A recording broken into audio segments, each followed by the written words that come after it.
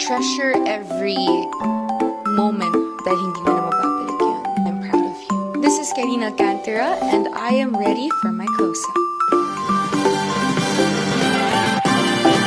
I am proud of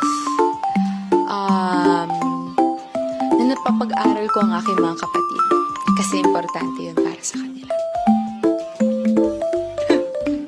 Everything about my private life. Craziest. Dami. Too many to mention.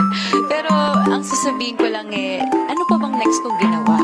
Diba? Parang alam na alam nyo So, sabihin nyo sa akin next time.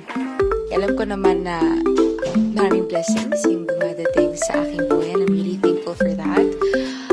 Pero, may kakabit din naman yung mga dagdag na bashers, dagdag na negative